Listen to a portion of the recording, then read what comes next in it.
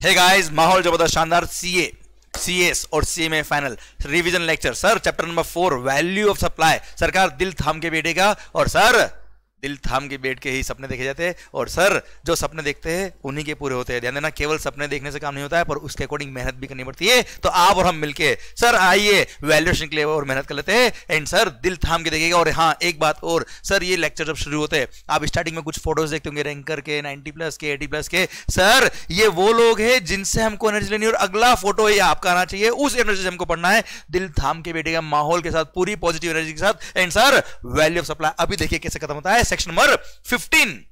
Section number 15 is regarding valuation. Sir section number 15 subsection 1 बोलता है क्या? एक्चुअल ट्रांजैक्शन वैल्यू, जो एक्चुअल प्राइस लिखी बिल पर, the actual transaction value shall be accepted for the purpose of assessment if buyer and seller are not related and price is the sole consideration. Sir पर अगर buyer और seller related है या price is not the sole consideration, तो ऐसे case में हम refer करेंगे वैल्यूएशन रूल्स और उसके अकॉर्डिंग हम आंसर निकालेंगे। प्लस गवर्नमेंट के पास पावर दे रखा है सेक्शन 15 सबसेक्शन 5 में कि गवर्नमेंट चाहे तो कुछ सर्विसेज को नोटिफाई करके, कुछ सप्लाईज को नोटिफाई करके बता सकती है कि इनका वैल्यू ये रहेगा। वो भी हम पढ़ेंगे वैल्यूएशन रूल्स के अंदर। अच्छा, ये था सेक्शन 15 सबसेक्शन 1 जो बोलता है क्या? Actual transaction value shall be accepted for the purpose of assessment if buyer and seller are not related and price is the sole consideration. तो जो बिल पे आपने प्राइस चार्ज किया वही वैल्यू हम एक्सेप्ट कर लेंगे जो normal ordinary course of business में होता है। पर सेक्शन 15 सबसेक्शन 2 ने बोला क्या? Following shall be included while computing value of supply. Sir इन सबको इंक्लूड करना है। फर्स्ट, सारे टैक्सेस जितने भी टैक्स लग रहे हैं सर एक्सेप्ट जीएसटी वाले taxes, C GST, S GST, I GST, UT GST, GST compensation cess, इसको छोड़ के कोई भी टैक्स अगर लग रहा है, एक्साइज लग रहा है, मान लो किसी गुड्स पे वेट लग रहा है, म्युनिसिपल टैक्स लग रहा है, सब ऐड करो वैल्यू के अंदर। उसके बाद जो वैल्यू आएगी उस पर लगाने का जीएसटी। क्लियर? पर हाँ, इनकम टैक्स का जो टीसीएस होता है, TCS, sir that is not tax at all, that is not levy at all. Sir उसको वैल्यू में इंक्लूड करने की जरूरत नहीं है। सर फिर आता है क्या? अगर मान लो कोई आपको परचेज, मैं सप्लायर हूं, आप रेसिपिएंट है, एंड सर कुछ पेमेंट मेरे को किसी थर्ड पर्सन को करना था, उससे कुछ गुड्स या सर्विस परचेज करना था, पर रेसिपिएंट जो था मेरा कस्टमर, उसने डायरेक्टली थर्ड पर्सन को पे कर दिया मेरे बिहाफ पर, तो एक तरह से उसने मेरे को तो पे किया है, वो भी वैल्यू का पार्ट बनेगा। सर देन बोलता है क्या? इंसिडेंटल एक्सपेंसेस, अगर कोई भी expenses which were required to be incurred by the supplier to supply the goods और सर्विस और बोथ। सप्लायर को कोई एक्सपेंसेस जैसे commission pay to the agent, sir advertisement expenses, marketing expenses, sir packing charges, primary packing, secondary packing, special packing, कोई भी खर्चे, design development charges, installation of the machinery charges, सारे खर्चे अगर उसने बिल में अलग से लिख दिए हैं, ऐसे वो एक्सपेंसेस है which were required to be incurred by the supplier to supply the goods और सर्विस और बोथ, वो गुड्स और सर्विस सप्लाई करने के लिए उसको वे खर्चे करने जरूरी थे, तो ऐसे केस में वो सब एक्सपेंस भी वैल्यू का पार्ट बनेंगे। अगर उसने बिल में अलग से चार्ज किया तो उसको भी वैल्यू में इंक्लूड करना है। एंड सर नेक्स्ट आता है, हमने वैल्यूएशन टाइम पढ़ लिया, हमने टाइम ऑफ सप्लाई में पढ़ा था। अगर आपने सप्लायर ने कस्टमर से over and above the price interest, delayed payment charges या कोई लेट पेमेंट फीस चार्ज के लिए, तो वो भी वैल्यू का पार्ट बनेगा। सर नेक्स्ट आता है क्या? सब्सिडी। सब्सिडी भी वैल्यू का पार्ट बनेगा, पर ध्यान रखना बेटा क्या? Subsidy should be directly link to the price. Sir तो वैल्यू का पार्ट बनेगा, पर subsidy should be given by any person other than central government और स्टेट गवर्नमेंट। सेंट्रल गवर्नमेंट या स्टेट गवर्नमेंट ने कोई सब्सिडी दी तो वैल्यू का पार्ट नहीं बनेगा, otherwise subsidy will always be included in the value of the goods. पर sir ध्यान दीजिएगा, सब्सिडी में कई सारे बच्चों को कंफ्यूजन होता है। Sir value of the goods दे रखा है, क्वेश्चन मान लो 85,000 एंड सब्सिडी दे रखा है 15,000 और उसमें क्वेश्चन में लिखा हुआ है क्या? Sir the price of the goods is after considering subsidy. तो सर इसका मतलब क्या है? सर ओरिजिनल प्राइस थी 1 लाख रुपए, सब्सिडी था कितना? 15,000 रुपए। सब्सिडी कंसिडर करने के बाद सप्लाई का वैल्यू आपने डिटरमाइन किया कितना? 85,000। तो सर अल्टीमेटली सर उस सब्सिडी की वजह से आपका प्राइस कम हो गया। तो सर अब वो सब्सिडी अगर सेंट्रल गवर्नमेंट या स्टेट गवर्नमेंट ने दी तो इग्नोर करने का, कुछ नहीं करने का, पर सब्सिडी अगर दी किसने? अदर देन सेंट्रल गवर्नमेंट या स्टेट गवर्नमेंट, तो वैल्यू में इंक्लूड करके अल्टीमेटली वैल्यू 1 लाख पे आ जाएगी बेटा। क्लियर? डन। तो sir subsidy other than central government, state government, if it is directly link with the price, value में इंक्लूड करने का। क्लियर? सेक्शन 15 सबसेक्शन 3 बोलता है ओ भाई रुकने का। Following shall be excluded while computing value of supply. Following को include नहीं करेंगे। फर्स्ट क्या है? डिस्काउंट। सेकंड क्या है? डिस्काउंट। सर मतलब फर्स्ट है discount which is given at the time of supply itself, which is mentioned on the invoice itself, और at the time of supply ही आपने अगर डिस्काउंट दिया तो वैल्यू में से इंक्लूड वैल्यू में इंक्लूड नहीं करना है, it will be excluded from the value. Second है क्या? Discount post supply discount. मान लो आपने सप्लाई कर दिया, उसके बाद सर आपने डिस्काउंट दिया है, तो ऐसे केस में भी वो वैल्यू से एक्सक्लूड हो जाएगा, वैल्यू में इंक्लूड नहीं करेंगे, वैल्यू से लेस करके उस अमाउंट का हम क्रेडिट नोट इश्यू कर देंगे।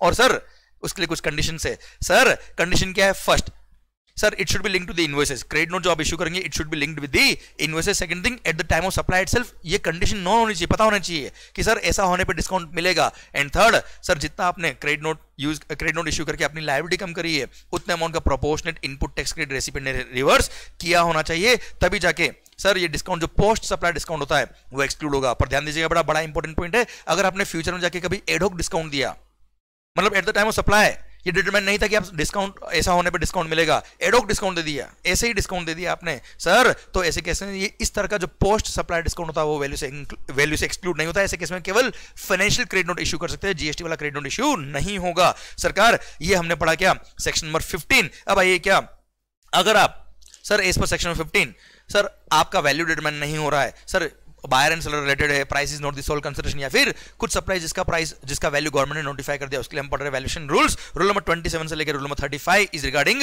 वैल्यूएशन। सीजीएसटी रूल्स के रूल नंबर 27 में लिखा है क्या, अगर if price is not the sole consideration, मतलब मनी के अलावा काइंड में भी कंसीडरेशन है, तो ऐसे केस में वैल्यू क्या होगा साहब, जैसे होता ना सर नया मोबाइल खरीदना, अगर आपको पुराना मोबाइल दीजिए और एक्सचेंज में आप एक्सचेंज देके नए मोबाइल का प्राइस कम हो जाएगा और रिमेनिंग प्राइस आपको पे कर देना। हाँ है ना भाई, 50,000 का मोबाइल है, कोई भी पुराना मोबाइल लेके आइए, 40,000 में आपको नया मोबाइल मिल जाएगा। ऐसे केस में वैल्यू क्या होगा, रूल नंबर 27 बोलता है क्या, सबसे पहली बात ओपन मार्केट वैल्यू। अगर आप एक्सचेंज में नहीं लेते, डायरेक्ट लेते तो कितने में होता, that is what is called open market value. Sir अगर open market value of the goods available नहीं है, तो इस केस में मनी प्लस काइंड का एफएमवी, सर मतलब जो आपने मनी दिया है वो प्लस जो आपने काइंड में कंसीडरेशन दिया है उसका fair market value, monetary value क्या होगा, वो वैल्यू में हम इंक्लूड करेंगे और वो वैल्यू आएगा। और उससे भी अगर वैल्यू नहीं आ रहा है, तो ऐसे केस में sir value of goods of like kind और लाइक क्वालिटी, मतलब सर मैं मान लो ये वाला गुड्स सप्लाई किया, इसका वैल्यू अगर असिस्टेंट नहीं हो पा रहा है सर, तो ऐसे केस में value of goods of like kind और like quality, similar goods which are sir commercially interchangeable, which are sir interchangeably भी यूज्ड बाय दी कस्टमर्स, तो ऐसे केस में हम उसकी वैल्यू हम ले लेंगे। एंड सर उससे भी अगर वैल्यू नहीं आए, तो ऐसे केस में जो मनी में आपने कंसीडरेशन दिया वो प्लस सर जो काइंड का कंसीडरेशन था उसकी वैल्यू निकालने के लिए रूल नंबर 30 और 31 shall be followed in a sequence. Sir rule number 30 बोलता है क्या, 30 बोलता है क्या, कॉस्ट ऑफ प्रोडक्शन, अगर आप मैन्युफैक्चरर हो तो कॉस्ट ऑफ प्रोडक्शन या मैन्युफैक्चर का 110%, और अगर आप ट्रेडर हो तो कॉस्ट ऑफ एक्विजिशन का 110% शैल बी द वैल्यू, और अगर आप सर्विस सप्लायर हो तो सर जो कॉस्ट इंकर करे आपने सर्विसेज सप्लाई करने में उसका 110% shall be the value of supply. और अगर उससे भी वैल्यू नहीं आ रहा तो रूल नंबर 31 बोलता है क्या भाई साहब, बेस्ट जजमेंट। सर ऑफिसर क्या करेगा, अपना बेस्ट जजमेंट यूज करेगा और having regard to the provisions and fundamentals and principles of section 15 and above rules value determine करेगा। और हाँ यहाँ पे लिख दिया क्या, सर्विसेज के केस में आप चाहे तो रूल नंबर 30 फॉलो ना करें, डायरेक्ट 31 पे आ जाए, क्योंकि सर्विसेज में cost incurred in providing services निकालना बड़ा डिफिकल्ट होता है। क्लियर। आइए सर रूल नंबर 28, अगर आपने जो सप्लाई किया है वो रिलेटेड पर्सन को किया है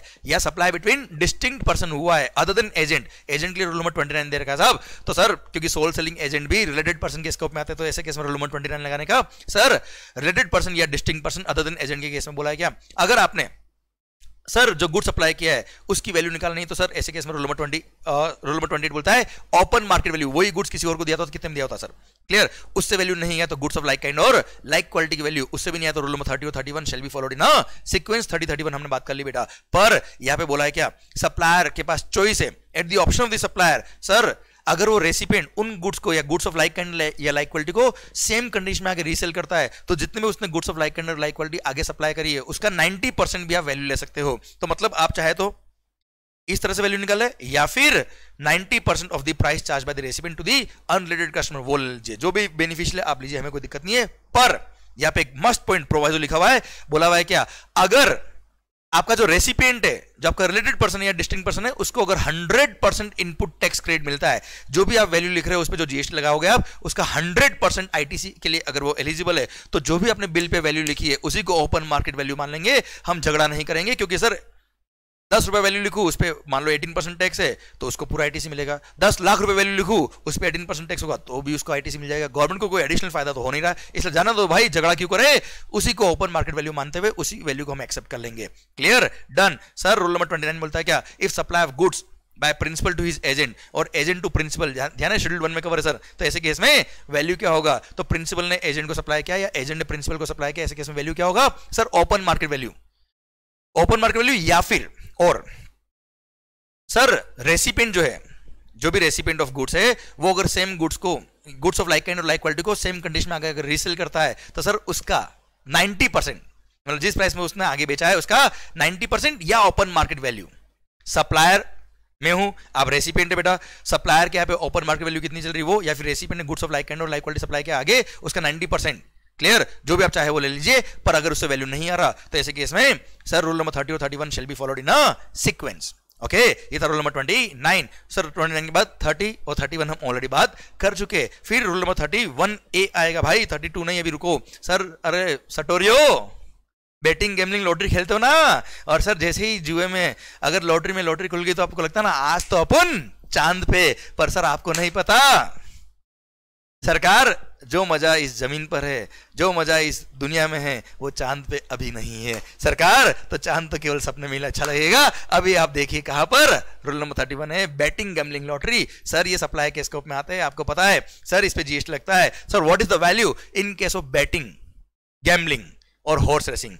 जितने वैल्यू का आपने बेट खेला है, मान लो 1 लाख रुपए का जुआ खेला आपने बेटा, 1 लाख रुपए की बेट लगाई है सर, ये अमाउंट आपने टोटलाइजर को पे किया है, तो sir 1 lakh is the value. Over and about that amount 28% GST अलग से लगता है। पर लॉटरी टिकट के केस में, लॉटरी टिकट के केस में जो वैल्यू है उसको इंक्लूसिव जीएसटी मानते हैं। 28% is the rate of tax in case of lottery also. पर सर वहां पे वैल्यू क्या होगा? जो face value of lottery ticket है या फिर जो प्राइस नोटिफाई करी स्टेट गवर्नमेंट ने इन their official gadget, divide by 128 into 100 करना, जो भी वैल्यू कम आएगी वो वैल्यू आप ले लीजिएगा। मतलब sorry whichever is higher, जो भी वैल्यू हायर आएगी वो वैल्यू लेंगे बेटा। In case of lottery the price notified by the government in their official gazette, उसका 100 डिवाइड बाय 128, या फिर जो face value of lottery ticket है इनटू 100 डिवाइड बाय 128, जो वैल्यू आएगा विच एवर इज हायर, ये वैल्यू होगा value of lottery tickets. Sir rule number 32 सरकार determination of value in respect to certain supply, section rule number 32 sub rule number 1 बोलता है following supplies के case में supplier के पास ऑप्शन है कि वो चाहे तो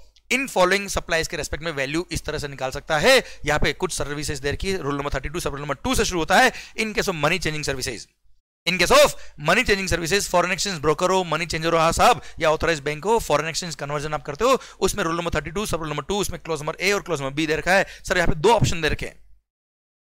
क्लोज नंबर ए बोलता है value can be determined as under first, क्या बोलता है साहब? जो ग्रॉस आपने करेंसी एक्सचेंज करी है, जिस रेट में आपने कन्वर्ट करी है, उसको कंपेयर करना किससे? आरबीआई रेफरेंस रेट से, आरआरआर से कंपेयर करना। जो भी डिफरेंस होगा that is the commission amount, that is the value of supply, उस पे लगेगा जीएसटी। पर अगर किसी करेंसी का आरआरआर अवेलेबल नहीं तो ग्रॉस अमाउंट एक्सचेंज्ड इन आईएनआर का 1% is the value of supply, उस पे लगेगा जीएसटी। एंड अगर आपने डॉलर दिया, पाउंड लिया, if the neither of the currency exchange is INR, तो ऐसे केस में सर दोनों करेंसी का आरआरआर यूज करके दोनों को आईएनआर में कन्वर्ट करेंगे। दोनों में जो कम अमाउंट आएगा उसका 1% द वैल्यू ऑफ सप्लाई। ये rule number 32 sub rule number 2 close number A. पर सर ऑप्शन दिया सप्लायर को कि वो चाहे तो optional scheme clause number B में जो दे रखा है वो भी ले सकता है। पर सर उसने अगर ये ऑप्शनल स्कीम लिया है तो mid of the financial year में इस ऑप्शन को वो चेंज नहीं कर सकता है। चेंज ऑफ फाइनेंशियल ईयर पे वो ऑप्शन चेंज कर सकता है। ऑप्शन नंबर 2 बोलता है कि gross amount exchange in INR, gross amount exchange in INR अगर अप टू ₹1 लाख है, ये पर ट्रांजैक्शन देखना आपको स्लैब, अगर अप टू ₹1 लाख है तो 1% of the gross amount exchange in INR is the value of supply, पर minimum is ₹250 is the value of supply. पर अगर gross amount exchange in INR is more than ₹1 lakh, up to ₹10 lakh है, तो 1 लाख पे तो 1000 है ही सर 1% के हिसाब से। 1 लाख से ऊपर जितना भी गया उसका हाफ 0.5%, पर वो भी अब तक, वो भी कब तक? अप टू ₹10 लाख जो अमाउंट आपने एक्सचेंज कराया। क्लियर? तो सर 10 लाख से ऊपर गया तो फर्स्ट 1 लाख पे 1000, नेक्स्ट जो 9 लाख था उस पे 0.5 के हिसाब से 4500, मतलब हो गया 5500। तो फर्स्ट 10 लाख पे तो 5500 हो गया। 10 लाख से ऊपर जितना भी गया उसका 0.1% shall be the value of supply, 0.1% of the gross amount exchanged in INR, पर subject to maximum ₹60,000 per transaction. Minimum है 250 पर ट्रांजेक्शन, मैक्सिमम है 60,000 पर ट्रांजेक्शन। ये स्लैब दे रखा है regarding value of supply in case of money changing services. Clear? अच्छा ध्यान देना, यहां पर कोई मिनिमम और मैक्सिमम का लिमिट यहां पे नहीं दे रखा ऑप्शन नंबर 1 में। ऑप्शन नंबर 2 के अंदर मिनिमम 250 पर transaction is the value of supply and maximum 60,000 पर transaction is the value of supply. Rule number 32 sub rule number 3 कहता है क्या? इन case of air travel agent, air travel agent की बात कर रहा हूं, इन case of domestic flight sir 5% of the basic air fare is the value of supply, and in case of international flight 10% of the basic airfare is the value of supply. 5% of the basic airfare is the value of supply in case of domestic flight. In case of international flight, 10% of the basic airfare is the value of supply. पर हाँ ध्यान दीजिएगा बेटा, sir air travel agent जितने भी हम ये rule number 32 के अंदर जितने भी पॉइंट पढ़ रहे हैं, सब सप्लायर का ऑप्शन है कि वो चाहे तो ये इस तरह से वैल्यू निकाले, वो चाहे तो एक्चुअल जो कमीशन आता है उसके बेस पे भी वैल्यू निकाल सकते हैं साहब वो। क्लियर? रूल नंबर 32 में जितने भी ऑप्शन है सब ये optional scheme sir. Sir rule number 32 sub rule number 4 बोलता है क्या? इन case of life insurance business, ध्यान दीजिएगा बेटा, लाइफ इंश्योरेंस के अंदर अगर इंश्योरेंस स्कीम जो है वो लाइफ इंश्योरेंस की बात कर रहा हूँ, जनरल इंश्योरेंस की बात नहीं कर रहा हूँ। लाइफ इंश्योरेंस में अगर insurance scheme purely risk cover की है, इन्वेस्टमेंट कम इंश्योरेंस स्कीम नहीं है, प्योरली रिस्क कवर की, तो gross amount of premium charge is the value of supply. पर अगर इंश्योरेंस पॉलिसी इन्वेस्टमेंट कम इंश्योरेंस स्कीम है, सेविंग कम इंश्योरेंस स्कीम है, जिसमें सर आफ्टर सर्टन टाइम आपको एक सर्टन अमाउंट मिलने ही वाला है, या फिर यूनिट्स मिलने वाली है आपको, यूलिप प्लान वगैरह जो होते हैं इस तरह के, उसमें कह दिया क्या sir gross amount exchange, sorry gross amount of premium, sir उसका फर्स्ट ईयर में 25% shall be the value of supply and second and subsequent year में ग्रॉस अमाउंट ऑफ प्रीमियम का 12.5% shall be the value of supply, उस पे लगेगा GST, बाकी का amount investment का उस पे कोई जीएसटी नहीं लगेगा। और अगर सिंगल प्रीमियम पॉलिसी है, क्या है मालिक, single premium policy, one time policy, one time premium दीजिए, बात खत्म, भारत माता की जय, तो ऐसे केस में 10% of the gross amount of premium charge is the value of supply.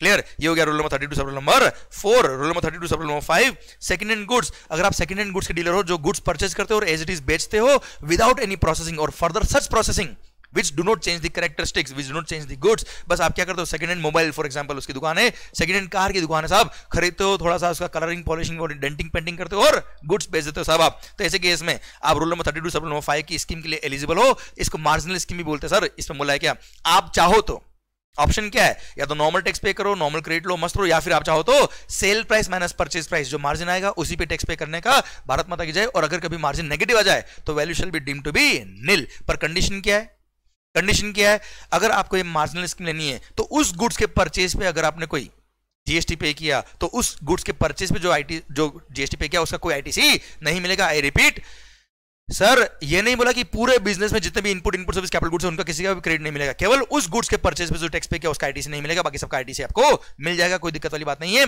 Second thing sir ध्यान दीजिएगा, अगर आप एक फाइनेंस कंपनी हो बेटा सर, और आपने सर किसी को गुड्स फाइनेंस पे दिए और सर अगर उसने जो बोरोवर था उसने डिफॉल्ट कर दिया, डिफॉल्टर बोरोवर से अगर आपने डिफॉल्टिंग बोरोवर से अगर आपने गुड्स रीपर्चेज कर लिया और अब उस गुड्स रीपर्चेज गुड्स को आप बेचते हो और अगर आप rule number 32 sub rule number 5 लेना चाहते हो तो ऐसे केस में आपका परचेज प्राइस क्या होगा भाई, सेल प्राइस जितने बेचा वो मान लेंगे, पर परचेज प्राइस आपने तो रीपर्चेज किया बेटा, उसके लिए गवर्नमेंट यहाँ प्रोवाइजो इंसर्ट करके बोल दिया कि जो ओरिजिनल परचेज प्राइस था माइनस 5% पर क्वार्टर या पार्ट ऑफ द क्वार्टर आप लेस करेंगे, रिमेनिंग अमाउंट जो आएगा वो आपका परचेज प्राइस आएगा एंड उसको कंपेयर करना सेल प्राइस से, जो डिफरेंस होगा वो मार्जिन हो जाएगा, उसके अकॉर्डिंग टैक्स लगा देना। पर सर ध्यान देना सर 5% पर क्वार्टर या पार्ट ऑफ द क्वार्टर, पूरे जीएसटी के अंदर क्वार्टर का मतलब क्या है, जनवरी फरवरी मार्च अप्रैल मई जून जुलाई अगस्त सितंबर एंड अक्टूबर नवंबर दिसंबर, इस तरह से क्वार्टर काउंट होते हैं पूरे जीएसटी में जहां पे भी क्वार्टर वर्ड काम आता है। पर हाँ ध्यान दीजिएगा बेटा, ये क्वार्टर कब से कब तक काउंट करने हैं, डेट ऑफ परचेज से काउंट करने हैं, कब तक,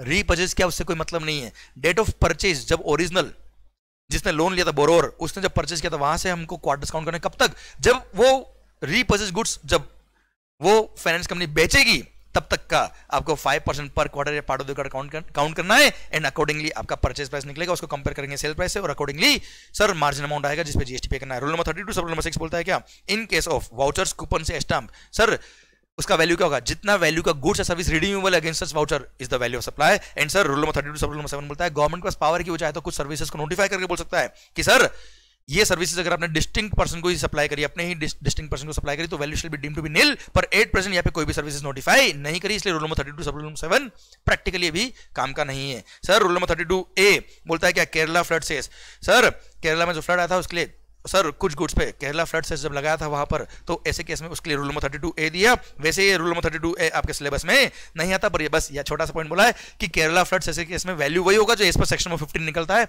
पर ध्यान देना सेक्शन नंबर 15 सबसेक्शन 2 में बोला क्या, सारे taxes other than C GST, S GST, I GST, UT GST and GST compensation से सारे टैक्स इंक्लूड करते हैं, पर केरला फ्लड सेस को इंक्लूड मत करना। बाकी सब जो मतलब इस पर सेक्शन 15 जो वैल्यू था वही निकलना, बस केरला फ्लड सेस को इंक्लूड मत करना वैल्यू में, कोई खास बात नहीं है। Sir rule number 33 very good rule regarding pure agent, sir value supply of services in case of pure agent, अगर आप प्योर एजेंट हो तो वैल्यू क्या होगा भाई, सर प्योर एजेंट होता क्या, पहली बात तो ये, मैं मान लो सप्लायर ऑफ गुड्स या सर्विसेज हूं, आप रेसिपिएंट ऑफ गुड्स और सर्विस हो, सर ध्यान देना बेटा मैंने कोई ऐसा एक्सपेंस किया है जो मुझे इंकर करना ही था, रेसिपिएंट को ही वो एक खर्चा करना था, मुझे तो वो इंकर करना ही था, रेसिपिएंट ने मुझे रिक्वेस्ट करी प्लीज सर मेरे बिहाफ पे वो एक्सपेंस कर दो, वो सर्विस का बेनिफिट मेरे को मिल जाएगा, बस पेमेंट आप कर दो, पेमेंट थर्ड पर्सन को आप कर देना, जितना वो मांगे उतना पेमेंट मेरे से बिल में अलग से लिख के रीइंबर्समेंट लेना सर। तो ऐसे केस में वो जो एक्सपेंस मैं इंकर कर रहा हूं, जो मैं पे कर रहा हूं थर्ड पर्सन को, sir that is called as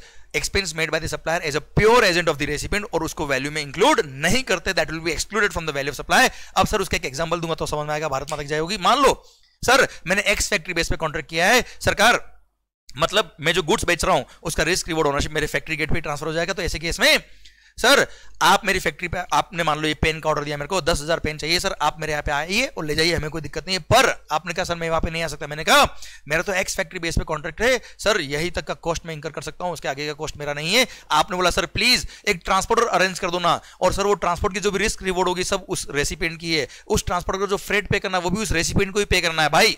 मैंने कहा डन, वो मैं अरेंज कर दूंगा साहब। पर वो ट्रांसपोर्टर बोलता है क्या मेरे को सर आप फ्रेट पहले एडवांस में दीजिए क्योंकि रेसिपिएंट चोर है, मैंने गुड्स वहां डिलीवर कर दी, उसके बाद मेरे को थप्पड़ मार के भगा देगा सर। पर मुझे पता है थप्पड़ से डर नहीं लगता साहब, पैसों से डर लगता है, पैसा नहीं दिया तो क्या होगा, इसलिए वो एडवांस में मेरे से ही फ्रेट ले लेता है। तो ऐसे कैसे मैंने उस रेसिपिएंट से पूछ लिया भाई फ्रेट वो एडवांस में मांग रहा है, मैं दे दूं क्या सर? उसने बोला हाँ दे दो सर, और जो भी आपका बिल बनेगा उसमें अलग से उस फ्रेट के अमाउंट को लिख देना। तो ऐसे केस में एक्स फैक्ट्री बेस पे कॉन्ट्रैक्ट है, मैंने जस्ट ट्रांसपोर्टर अरेंज करवाया है। अब उसने जो भी फ्रेट मेरे से एक्चुअली चार्ज किया वो मैंने पे तो मैंने किया पर आपके बिहाफ पे पे किया है। उस सर्विस का बेनिफिट आपको मिलेगा, मेरे को नहीं मिलेगा। उस सर्विस का एक्चुअली पे करने की लायबिलिटी आपकी थी सर, आपने मुझे ऑथराइज किया उसको पे करने के लिए, मैंने वो अमाउंट बिल में अलग से लिखा है as a reimbursement of those charges. Clear? तो ये वैल्यू में से वैल्यू में इंक्लूड नहीं होगा, वैल्यू से एक्सक्लूड होगा, इसको वैल्यू में इंक्लूड नहीं करने का। This is the expense made by mister Mangal to the transporter just as a pure agent of the recipient. ऐसे केस में वैल्यू में इंक्लूड नहीं करने का। क्लियर? और यही अगर सर एफओआर बेस पे होता, फ्री ऑन रिसीट आपके घर पे डिलीवरी करने तक का रेस्पॉन्सिबिलिटी मेरा है, तो ऐसे केस में वो एक्सपेंस भले ही मैं बिल में अलग से लिख दूं पर that will form part of value supply sir, उसको वैल्यू में इंक्लूड करेंगे अगर एफओआर बेस पे डिलीवरी है तो। अब भले उसको फ्रेट रेसिपिएंट डायरेक्टली पे करे या मैं पे करूं, वैल्यू में हमेशा इंक्लूड होगा अगर आपके यहां तक डिलीवरी करने का रेस्पॉन्सिबिलिटी मेरा था तो बेटा। और क्वेश्चन अगर कुछ भी नहीं बोले कभी तो ऐसे केस में फ्रेट को हमेशा मानने का कि आपका एफओआर बेस पे ही डिलीवरी था, और ऐसे केस में रिस्क रिवॉर्ड ओनरशिप सारा सप्लायर का था जब तक कस्टमर के यहाँ गुड्स नहीं पहुंच जाता था, इसलिए वैल्यू में इंक्लूड करना पड़ेगा। पर अगर वो प्योर एजेंट वाला जो मैंने एक्स फैक्ट्री बेस पे वाला या एक्स वर्क्स वाला जो मैंने आपको कॉन्ट्रैक्ट बताया था उसके केस में वो प्योर एजेंट की तरह माना जाएगा और उसको वैल्यू में इंक्लूड नहीं करने का। और हाँ ध्यान रखना आपको बिल में एक्जैक्टली वही अमाउंट सेपरेटली लिखना पड़ेगा जो आपने थर्ड पर्सन को पे किया है उस रेसिपिएंट की बिहाफ पे, तो ही वो एक्सक्लूड होगा। अगर आपने 1 रुपए भी एक्स्ट्रा चार्ज कर लिया तो वैल्यू में इंक्लूड हो जाएगा बेटा। क्लियर? डन। भारत माता की जय। सरकार आइए, अच्छा ये एग्जांपल दे रखा जो मैंने ट्रांसपोर्ट का आपको बताया उसके अकॉर्डिंग मैंने लेक्चर में समझाया भी है। अच्छा एक सर्कुलर भी आता है regarding airport levies, passenger service fees और यूजर डेवलपमेंट फीस। सर क्या होता है एयरलाइंस जब आप लोग टिकट बुक कराते हो फ्लाइट का, तब सर एयरलाइंस बिल में user development fee and passenger service fee अलग से कुछ चार्ज करती है। These are airport levies. ये एयरपोर्ट जो सर्विसेज दे रहा है पैसेंजर को उसके लिए वो फीस है जो एयरपोर्ट चार्ज करता है, एयरपोर्ट अथॉरिटी चार्ज करती है पैसेंजर से। पर सर हर पैसेंजर से वो एयरपोर्ट अथॉरिटीज इतना छोटा छोटा अमाउंट कलेक्ट नहीं कर सकती, इसलिए उन्होंने एयरलाइंस को बोल दिया कि आप हमारे बिहाफ पे वो अमाउंट पैसेंजर से कलेक्ट कर लीजिए, और सर जो भी अमाउंट आप कलेक्ट करेंगे वो बिल में आप अलग से लिखेंगे और हमको देंगे। तो ऐसे केस में सर्कुलर ने क्लेरिफाई किया कि जी हाँ it स्क्वायरली fits into the concept of pure agent. And sir airlines जो पैसेंजर से यूजर डेवलपमेंट फीस या पैसेंजर सर्विस फीस कलेक्ट कर रही है बिल में अलग से लिख के, वो just as a pure agent of the airport authorities collect कर रही है। ऐसे केस में सर वो पैसेंजर सर्विस फीस या user development fee value supply का पार्ट नहीं बनेगा फॉर द एयरलाइंस, वैल्यू में इंक्लूड नहीं करेंगे। पर हाँ sir definitely these services are being provided by sir airport authorities to the passenger. तो ऐसे केस में जो भी फीस हमने कलेक्ट करी है, एयरलाइंस ने कलेक्ट करी कस्टमर से, वो वैल्यू पर airport authorities are liable to pay tax to the government directly. और हाँ प्लस इनके अरेंजमेंट के केस में एयरलाइंस बोलती भाई हम कस्टमर से ही पैसा कलेक्ट कर रहे हैं, हमको क्या मिलेगा? तो ऐसे केस में 5 रुपए कलेक्शन फीस मिलता है एयरलाइंस को। तो एयरलाइंस 5 रुपए पर पैसेंजर लेती है किससे? एयरपोर्ट अथॉरिटी से एज कलेक्शन चार्जेस। तो 5 रुपए is the value of services supplied by airlines to the airport authority, वो वैल्यू का पार्ट बनेगा। अदरवाइज सर जो एयरपोर्ट लेवीज है वो वैल्यू का पार्ट नहीं बनेगा एयरलाइंस के लिए बेटा।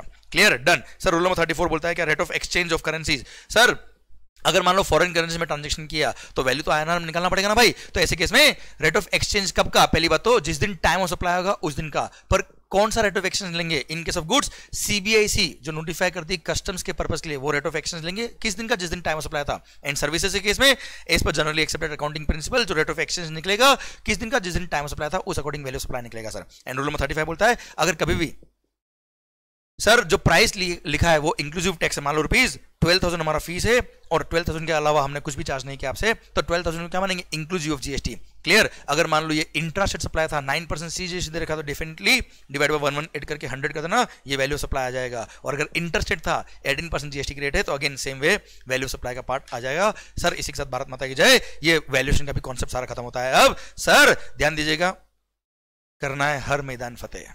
और हाँ sir you can do it and yes only you can do it. पर ध्यान रखना आपके सपनों को पूरा करने के लिए आपको अपनी पूरी जान लगानी पड़ेगी। हम आपके साथ है, पूरी दुनिया आपके साथ है, पर सर अल्टीमेटली खेलना तो आपको ही पड़ेगा। माहौल के साथ पढ़िए। All the best, love you all, take care, bye bye.